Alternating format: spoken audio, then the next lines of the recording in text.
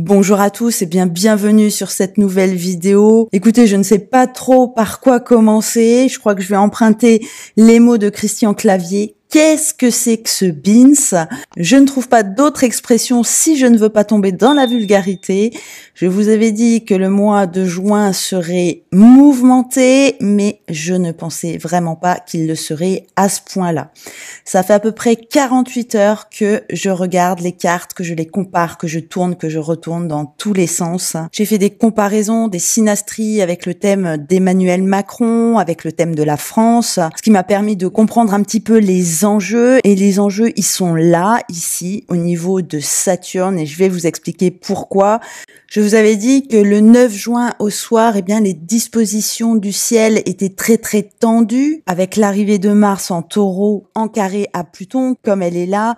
Et je vous avais également dit que dans la soirée, la Lune viendrait se mêler de tout ça en se mettant en début du signe du Lion, comme ici. Voilà, donc le T carré, là, qui est en train de faire exploser la 5e République, parce que c'est bien ça l'enjeu qui se joue aujourd'hui. Alors, je m'imagine ce que vous pouvez vous dire. Ça y est, Delphine pète les plombs, elle exagère. Je vais vous montrer pourquoi je dis ça. Bien sûr, ça ne sera pas des interprétations politiques, mais des interprétations astrologiques, parce que de toute façon, je pense que vous avez bien remarqué que au niveau politique, du jour au lendemain, depuis dimanche, ça change toutes les 5 minutes. J'ai entendu tout à l'heure que Éric Ciotti rejoignait le RN et les Républicains, du coup, explosent entre eux. Et puis, de toute façon, on sait très bien sur le plan politique que ça va être très compliqué, d'autant plus qu'ils n'ont pas énormément de temps pour se préparer pour ces élections. Maintenant, on va essayer d'examiner ça avec la carte du ciel, qui est, de mon point de vue, beaucoup plus pratique pour comprendre ce qui se passe,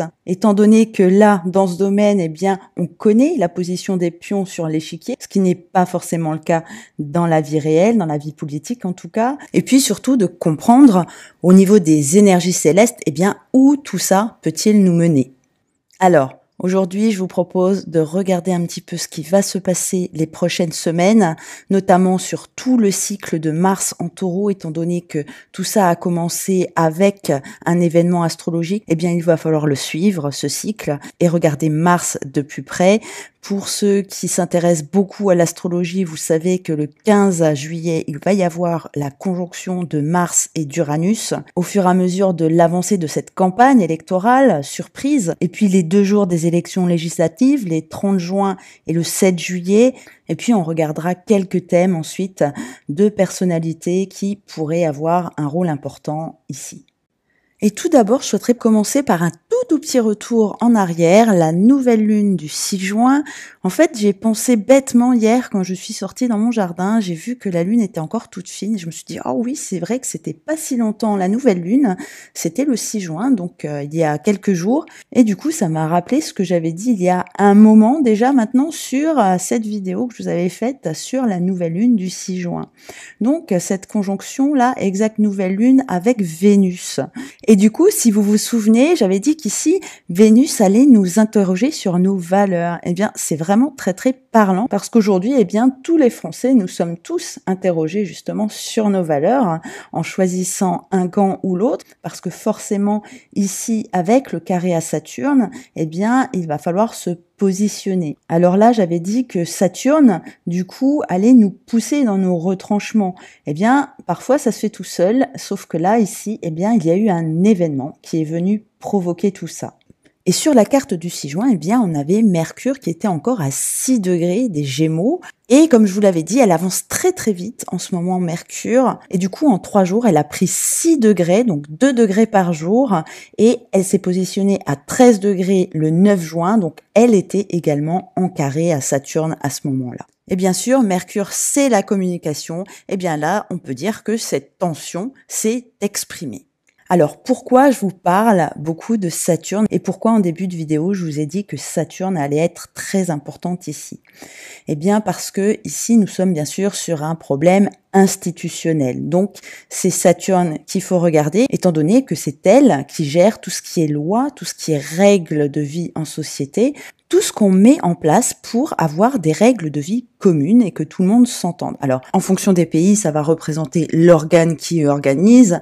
En France, ça sera la République. Dans un autre pays, ça sera une monarchie. Quoique, il n'y a à présent que des monarchies constitutionnelles, mais voilà, ça sera le Parlement dans ce cas-là. Et on va aller voir tout à l'heure justement pourquoi ça s'est passé précisément en France et pas dans un autre pays de l'Union européenne.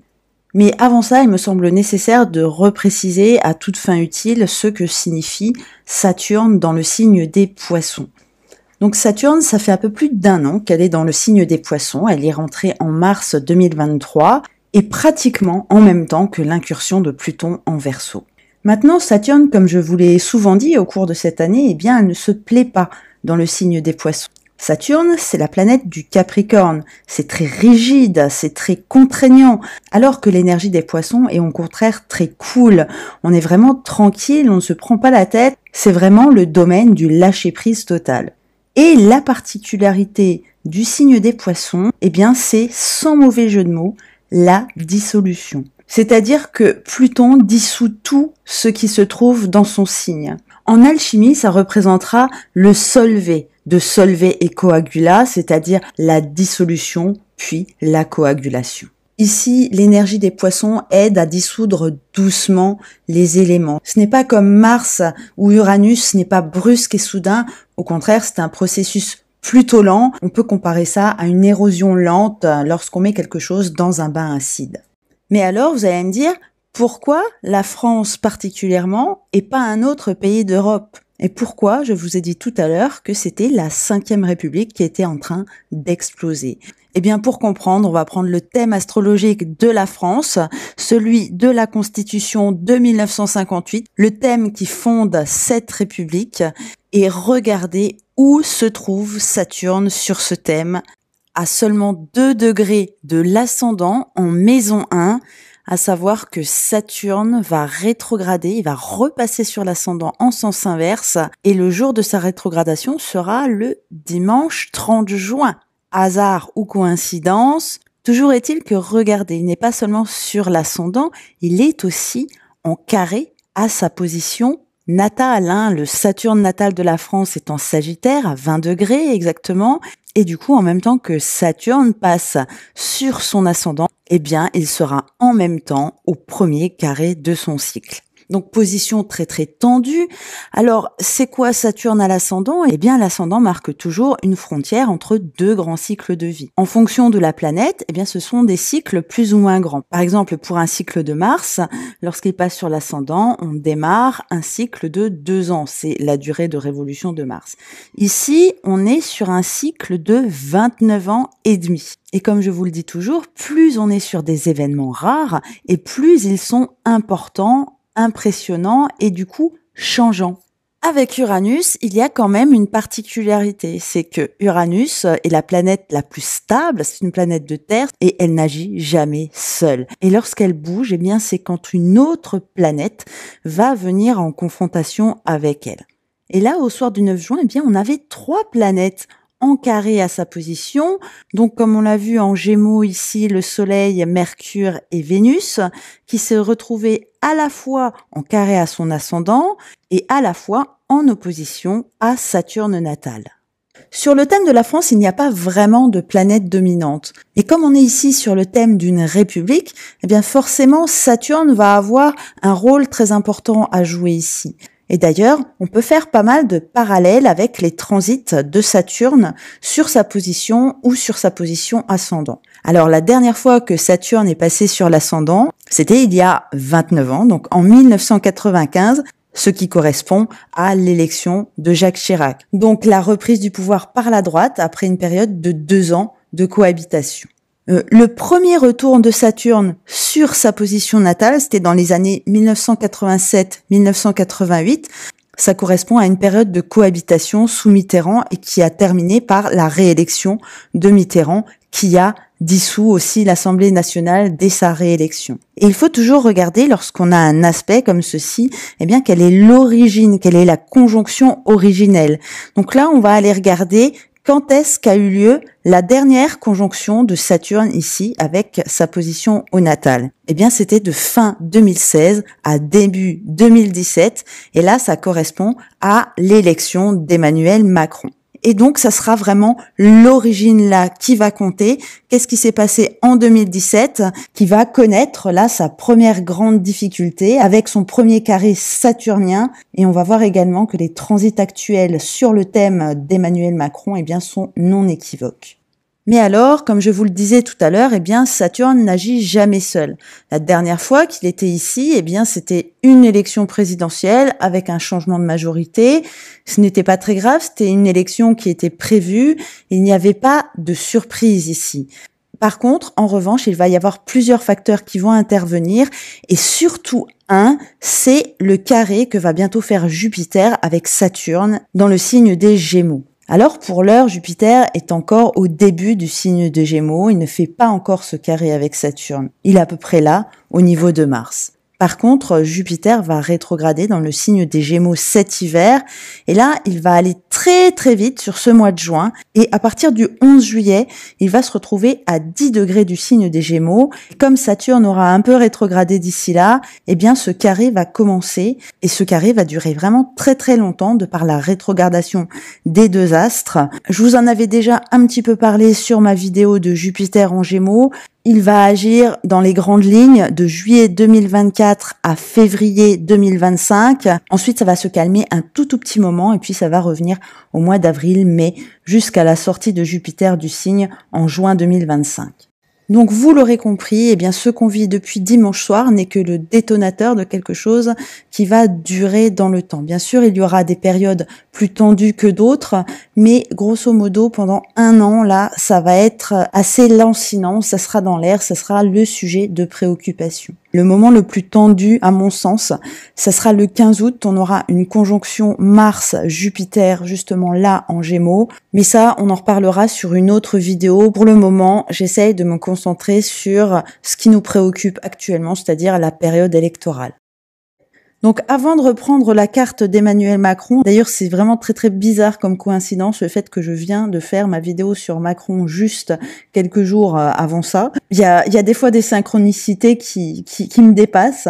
Donc là pour l'heure je vous propose de regarder un petit peu les cartes des prochains jours. Alors je vous l'avais déjà mise sur ma vidéo de juin, je la remets ici parce que c'est très important, c'est la conjonction Soleil-Mercure ici qui sera à ce moment-là à la fois en carré à la Lune juste pour ce jour, mais un peu plus longtemps en carré à Saturne, ici en Poisson.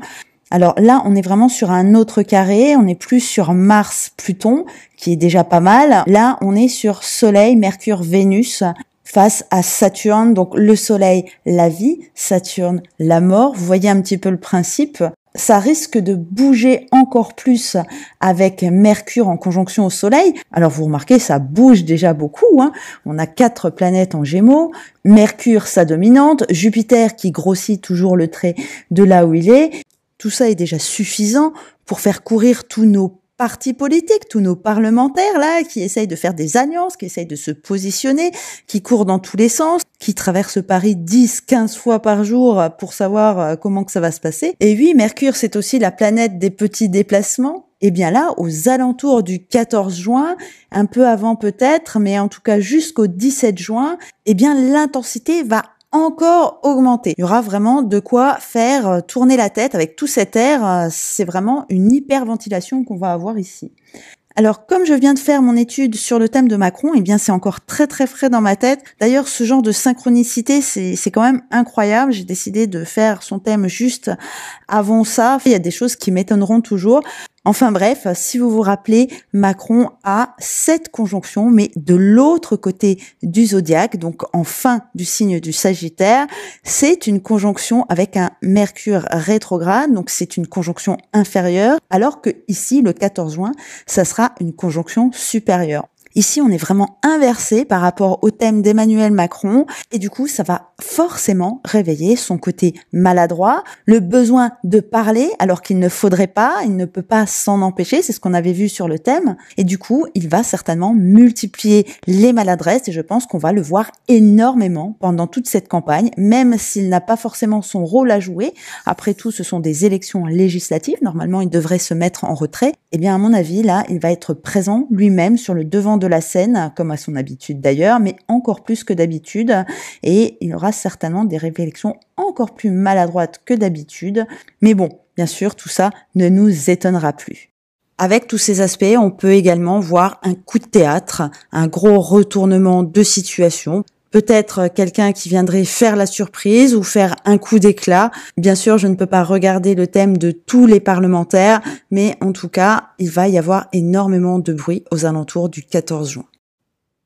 À partir du 17 juin, eh bien, les cartes seront légèrement redistribuées déjà. On a Vénus et Mercure qui viennent de rentrer dans le signe du Cancer. Je vous expliquerai tout à l'heure les caractéristiques du signe du Cancer qui seront très importantes ici.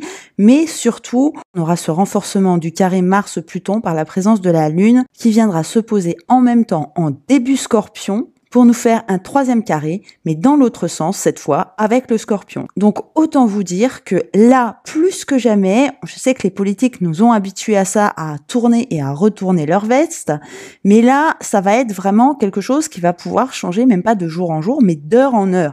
Je pense que cette campagne, vraiment, va être unique, et pas seulement par la courte durée qu'elle a, mais aussi par l'intensité.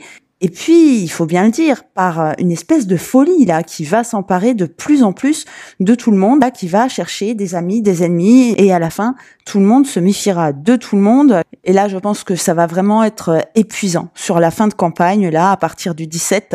Le soleil viendra en Cancer le 20 juin, et à partir de là, je pense qu'il y aura beaucoup de voix, des gens qui sont pour la nation, pour la souveraineté nationale. Et là, on pourra dire vraiment le côté nationaliste, parce que le Cancer, bien entendu, c'est le signe de la famille, mais c'est aussi l'attachement à un groupe, un clan, et en général, tout ce qui fait lien entre des personnes.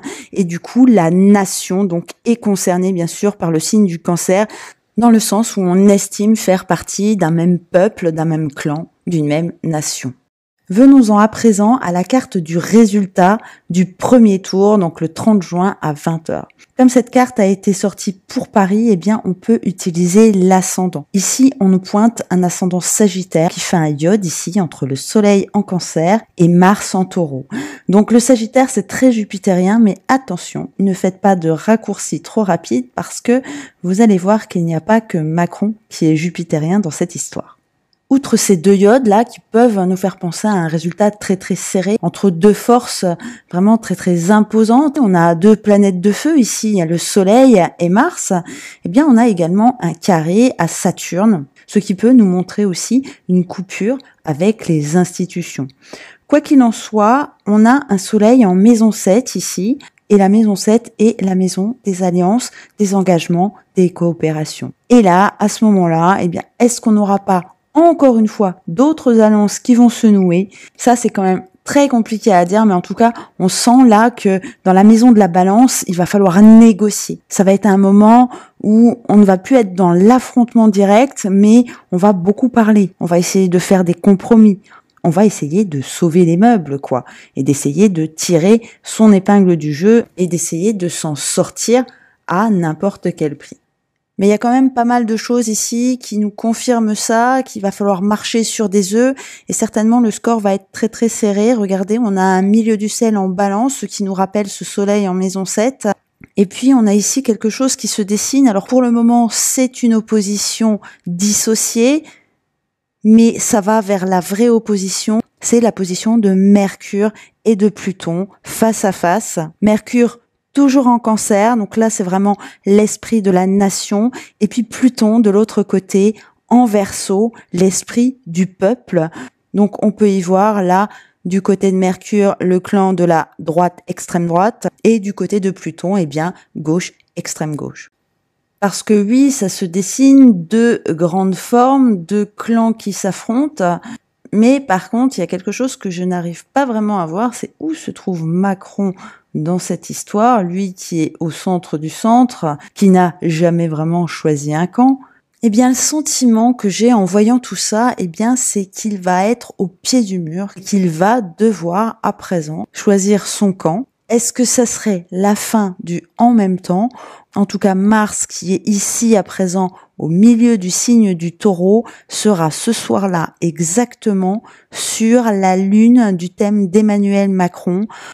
Et au niveau émotionnel, là, ça pourra être vraiment très très fort, si tant est qu'il puisse avoir des émotions, bien sûr. Et d'autant plus que Mars se rapproche ici de plus en plus d'Uranus, à laquelle il sera conjoint le 15 juillet prochain. Donc, ça va vraiment être très très serré, en tout cas une position plus qu'inconfortable à ce moment-là. Est-ce qu'il l'avait vu venir? Je pense quand même qu'il s'y est préparé. Il y a quand même une équipe autour de lui. Et à mon avis, il doit déjà savoir ce qu'il va faire. Bien sûr, nous n'en saurons rien avant le 30 juin, ou peut-être même plus tard. Ensuite, on continue notre petit voyage dans le temps. Le 7 juillet, même heure, on a forcément le même ascendant, légèrement décalé. On est toujours sur du Sagittaire, les planètes n'ont pratiquement pas bougé. Ici, la différence notable, c'est la présence de la Lune en conjonction à Mercure dans le signe du Lion, le signe de la royauté. Dans la maison 8, il y a quand même une part de mystère avec la Lune, il y a quelque chose de caché. Ce sera le deuxième tour des législatives. On saura alors le nombre de sièges de chaque parti. En revanche, le nom du Premier ministre, eh bien, ne sera pas encore dévoilé, bien entendu. Donc, on garde cette part de mystère. Alors, effectivement, il y aura une majorité, ça c'est sûr, mais dans cette majorité, qui va y aller? Qui va gouverner? Des alliances ont été faites, donc forcément, des rôles ont été distribués en avance. Là, avec la Lune ici, dans la maison 8, eh bien, il peut y avoir des trahisons. Et là, on pense que tout est fini. Eh bien, moi, d'après cette carte, je n'ai pas l'impression qu'on est sur quelque chose de ferme et définitif. Il va y avoir encore énormément de discussions après cette date. Et là, la question ne sera pas d'avoir élu des députés, ça c'est bien, mais après, qu'est-ce qu'on fait? Eh bien, ça, c'est ce qui se décidera dans les jours suivants. Mais pour l'heure, je vais m'arrêter ici. Ça, on en reparlera dans une prochaine vidéo. Pour le moment, je vous propose de regarder les aspects de la carte de Macron, bien entendu, et puis ensuite de deux autres candidats potentiels. Alors, c'est vrai que quand j'ai analysé la carte, j'ai analysé Alors, c'est vrai que dans ma dernière vidéo, j'ai analysé sa carte, ses caractéristiques, ses grands... Alors, c'est vrai que quand j'ai fait ma dernière vidéo, sur ma dernière vidéo, j'ai bien sûr analysé sa carte, ses grands traits de personnalité, ses caractéristiques particulières, mais c'est vrai qu'on n'avait pas fait ces transits. Et du coup, je vous propose de les faire aujourd'hui au regard de ce qui se passe.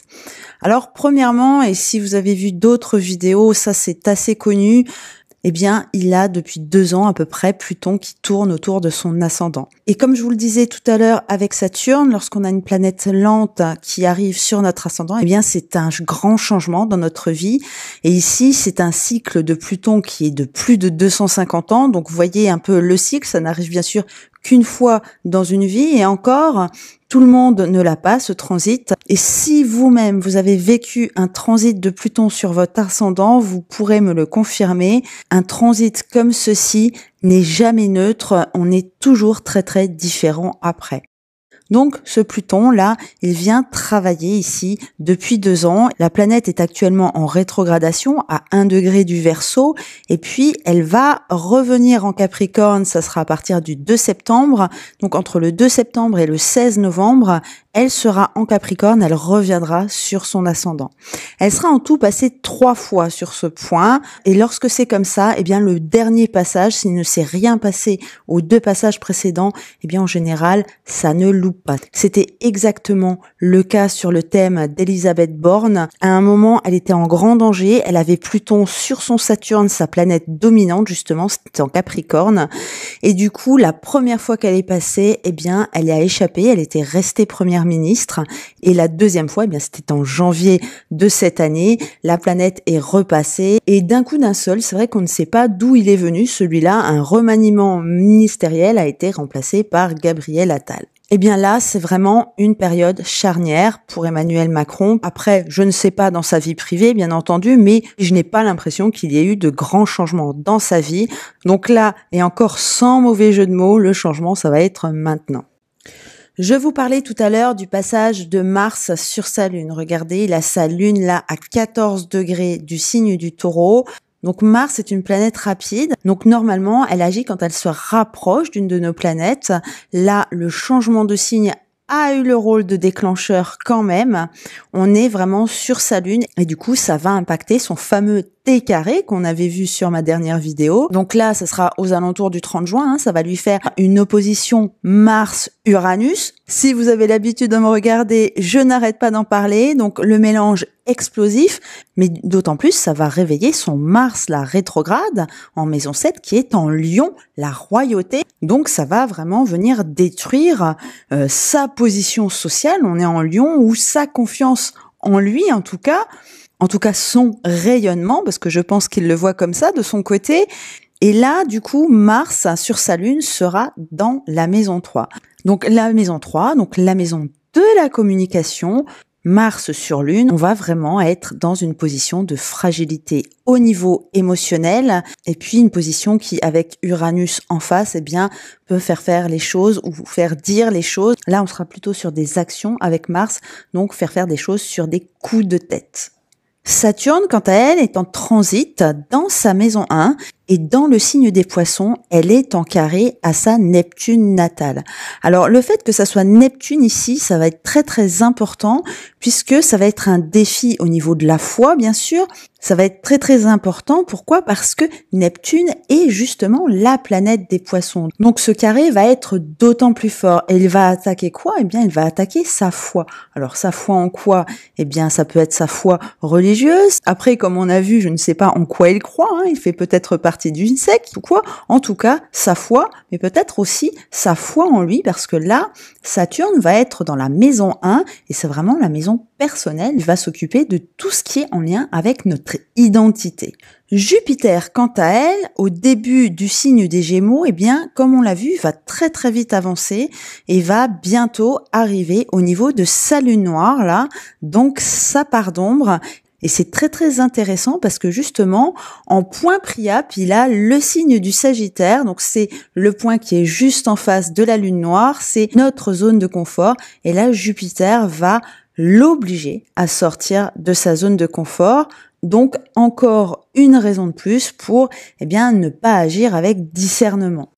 Ensuite, et ça c'est vraiment très intéressant, on a vu tout à l'heure sur la carte du 7 juillet que au soir des résultats, on avait la Lune par ici dans le signe du Lion. Et du coup, la Lune va transiter sur son Mars natal. Du coup, on aura Mars sur sa Lune en même temps que la Lune sur Mars, juste au moment du résultat du second tour. Et bien sûr, la Lune et Mars, là, seront opposés à Pluton. Et là, ça touche encore une fois son fameux T carré, et ça touche Uranus par carré, ici. Et là, on a un cocktail Mars-Lune, les deux déclencheurs du zodiaque, qui viennent réveiller ce T carré. Et Uranus, comme vous le savez, agit toujours de manière brusque et soudaine, et surtout là où on ne l'attend pas. En gros, au tarot, ça correspond à la fameuse carte de la maison Dieu. Donc voilà, on avait un ascendant Sagittaire et on aurait pu penser « Ah, c'est bon pour Jupiter ». Et bien là, par rapport au transit, a priori, je dirais, ça ne sent pas bon. Tous les aspects compliqués, les carrés, les oppositions, en règle générale, tout ce qui est en rouge nous fait bouger. Lorsque c'est des aspects harmonieux, c'est bleu, c'est calme, c'est tranquille, les aspects dissonants nous font avancer dans la vie, mais parfois il faut passer par des étapes difficiles pour apprendre, acquérir certaines connaissances et se faire de l'expérience. Ensuite, on va passer aux deux autres thèmes. Alors, je n'en ai pris que deux parce que là, je n'en ai vu que 2 qui se dégageaient vraiment des élections européennes. Bien sûr, je fais cette vidéo vraiment à chaud. Si vous avez des idées qui pourraient être intéressantes, des cartes que je pourrais regarder, eh bien, dites-le moi en commentaire, je regarderai. Puis si ça vaut le coup, eh bien, je ferai un petit complément à l'occasion de cette vidéo. Mais voilà, on ne peut pas aller voir tout le monde non plus. Là, ça fait que 48 heures que ça s'est passé à l'heure où je fais cette vidéo. Et du coup, j'ai passé pas mal de temps ces 2 jours à faire des recherches. Voilà, du coup, je n'ai pas pu en mettre plus. Mais bon, la principale que vous attendez, bien sûr, c'est celle-ci, celle de Jordan Bardella. Alors, comme je vous le disais tout à l'heure, il n'y a pas qu'un jupitérien, et du coup, je pense même que, astrologiquement parlant, on pourrait plus le qualifier de jupitérien que Macron, puisque lui a Jupiter en Sagittaire. C'est la planète dominante de son thème, et comme il a l'ascendant en Sagittaire aussi, ça en fait aussi le maître de son ascendant. Donc lui, par rapport à son thème natal, eh bien, il a également un T carré, mais avec le Sagittaire. Le soleil d'un côté, qui est en maison 9 ici, et du coup, qui peut peut-être nous montrer que au départ, il a eu du mal à comprendre certaines choses. Par contre, le fait qu'il soit en maison 9, eh bien, ça dénote d'une certaine intelligence. De l'autre côté, on a Saturne en maison 3 qui est opposé au Soleil, donc un tiraillement intérieur entre un besoin de briller, d'avoir une certaine réputation, de montrer ses connaissances, avec Saturne ici en maison 3, Poisson, un besoin de simplicité, d'authenticité, un besoin de rester vrai, mais je pense que au vu de son comportement, il gère déjà cette opposition.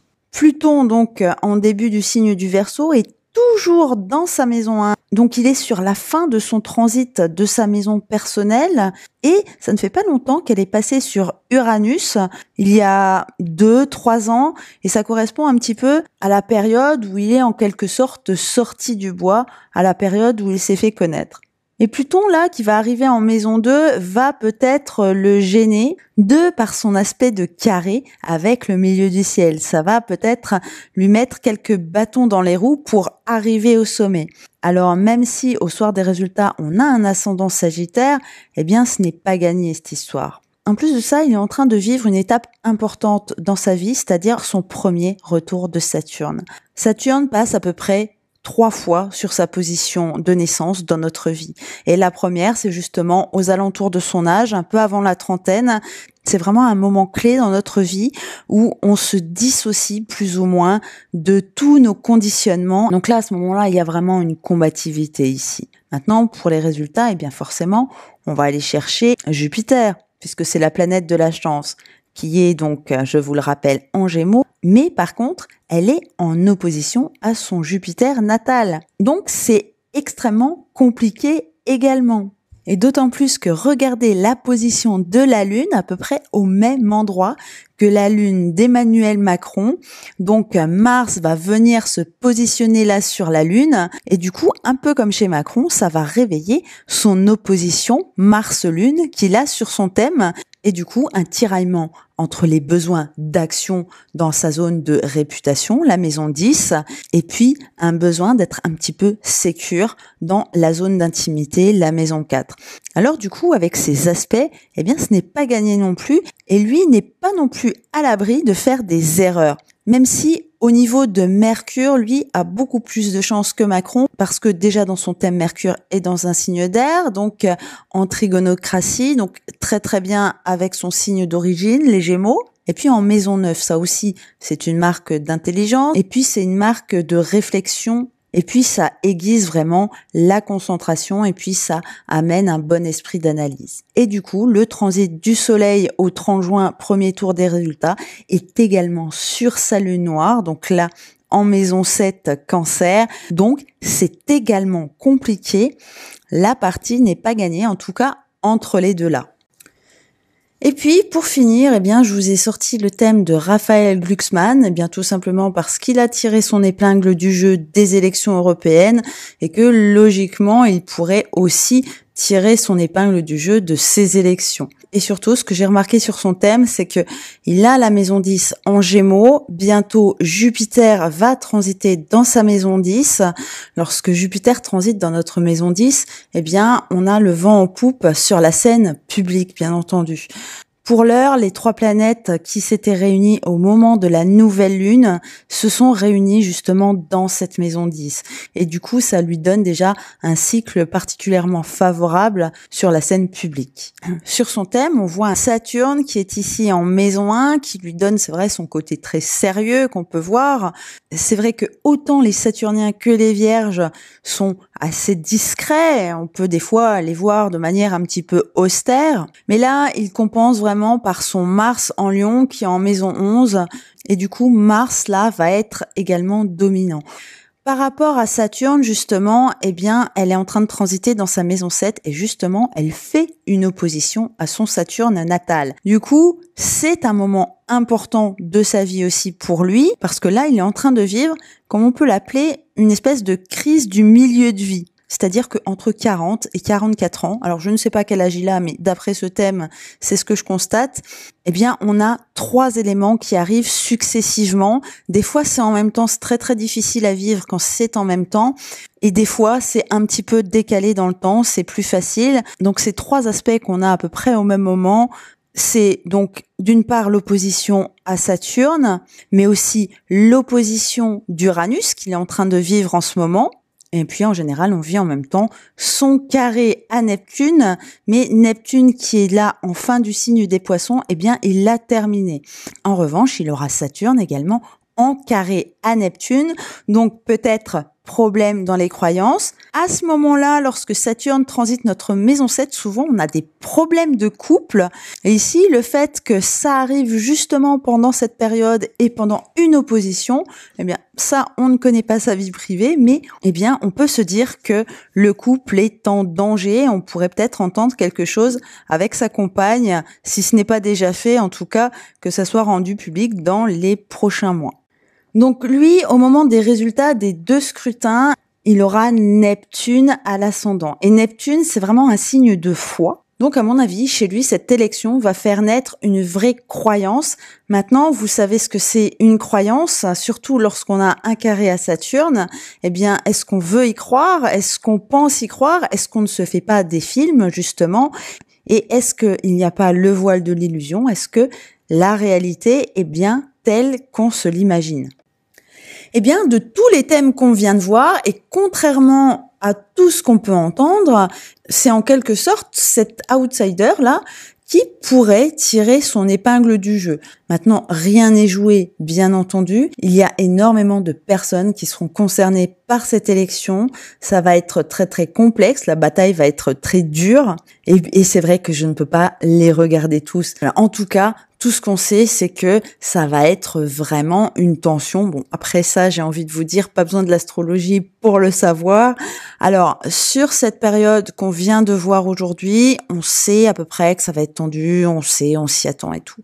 Mais par contre, en revanche, ce qui m'inquiète, c'est pour la suite. Comme je vous le disais tout à l'heure, ce mois-ci, exceptionnellement, je ne vais pas faire mes vidéos de manière mensuelle. Donc, je ne vous ferai pas de vidéo de juillet, je vous ferai plutôt une vidéo début juillet pour justement la période qui va concerner le passage de Mars sur Uranus, donc aux alentours du 15 juillet. Et du coup, pour août, j'avais déjà prévu de vous faire une vidéo de cette fameuse conjonction Mars-Jupiter dans le signe des Gémeaux qui va être en carré à Saturne. Et du coup, forcément, on en reparlera et je pense qu'on y verra déjà beaucoup plus clair. Lorsque ces élections seront finies, on pourra déjà peut-être un peu plus déjà cibler certains personnages parce que là, c'est vrai qu'on est vraiment dans un flou total.